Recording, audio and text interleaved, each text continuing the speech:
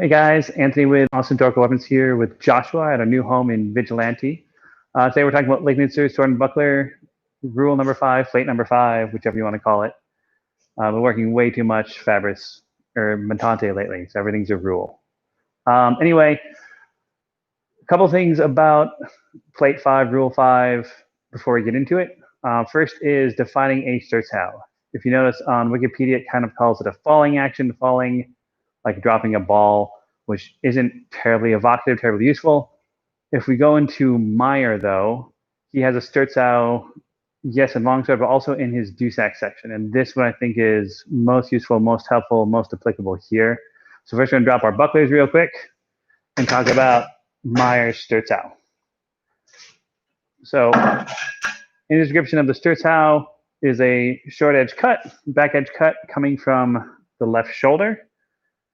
Most notably, most specifically, Meyer tells us in Dusak to do this cut as our opponent goes up high. So it's not when they're already up above and watch, but as they're moving up is when you should be throwing the cut, because otherwise your timing is wrong, your range is wrong, your protection is wrong, and it's not going to be nearly as effective as you want it to be.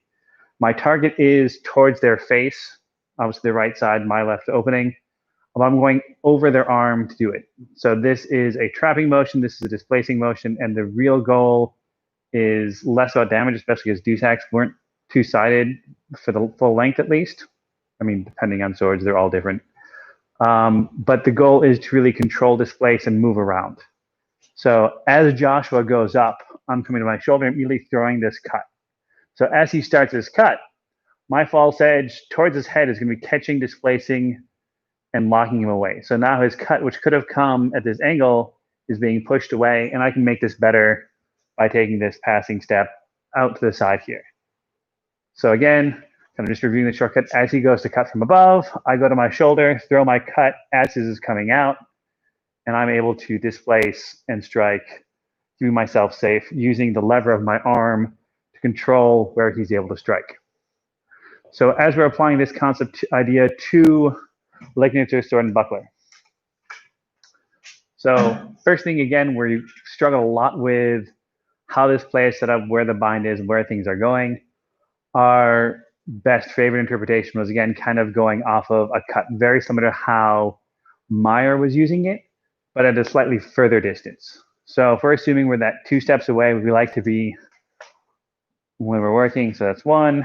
So I'm starting here. Joshua's coming with a cut, and I'm going to answer with one of my own. So this gives us this bind. My false edge is outside his weapon, and again, I'm really controlling his angle and what he's able to do, and I'm using the lever of this arm to help lock and control and push.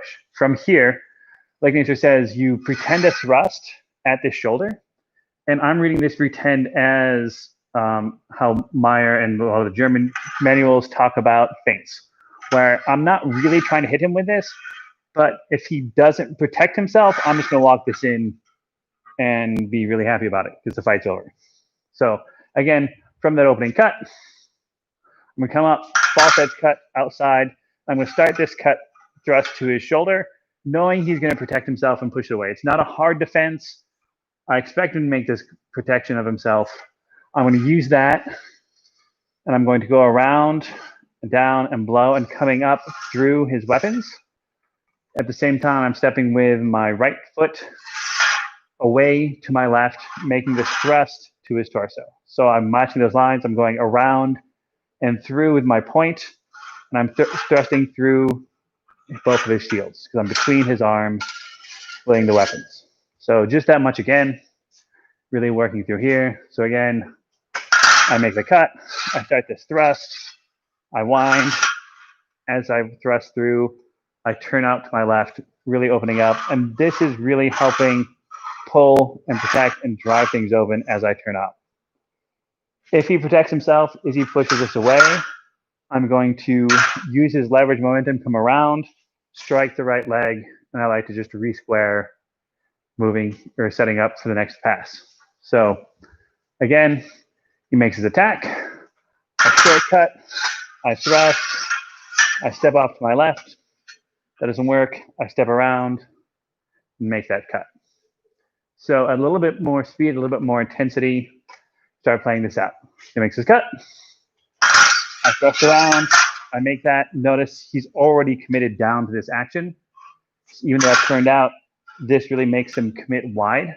This lets me easily pull around, cutting to his leg as I keep myself safe. And notice as I finish this step, I'm out of distance for him, right? There's nothing he's hitting me in tempo. If he really stretches and dives, he might tag this leg. But the reality of the situation would be he wouldn't have the time to do that before I keep moving away to keep myself safe, keep myself protected.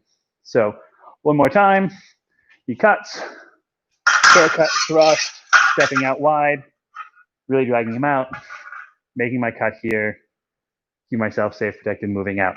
So a few other things. This works really well to the outside. We're going to switch sides real quick and show the inside. So hopefully people can still see what's going on and kind of look at the other option and why we favored away from this interpretation. So same thing can kind of happen, especially if I can lead with the Sturz out and he goes after.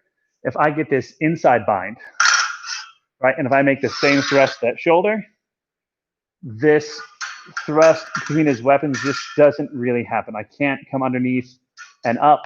And even if he's bad and lets me do things that come up like this, and I make that thrust, he's just going to stab me anyway, right? So I'm a big proponent of making sure you stay safe, and that should be the primary function of all techniques you're working on. There shouldn't be a technique that works if they don't stab you first or even stab you after. So really with this, working on that, so that this idea, this inside cut, like, yes, I can really, really easily get this fake attack here, and I can kind of drop and try to thrust between weapons. But at a realistic tempo, he's just going to sit on top of this, make his own thrust. He's going to wind out, lock my weapon out, lots of other things. And if we really look at this, and if we remember plate 2, I'm going to put Joshua on the spot here. He has a plate 2 set up for this, right? Where you make the double shield to the side. So test. So I make the Sturz out. He presses out. If he pushes both shields out, right, he has a real easy turn, cut across. Well, not the thrust. This is the turn and cut long edge. Yeah, that one. Fail. So put him on the spot. So working this to the inside and kind of treating as either as a reaction or honestly, you can get there lots of different ways, right? I can come up, feint a cut, drop a short cut over.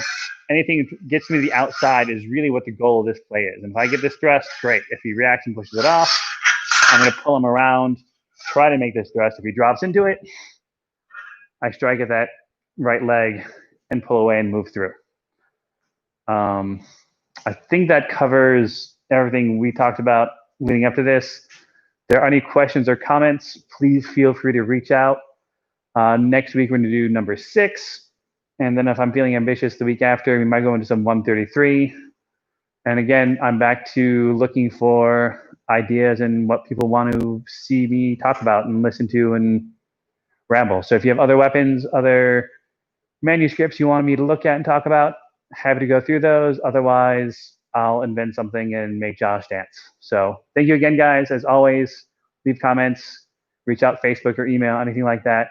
Otherwise, I will see you on Friday for some more longsword. Thanks.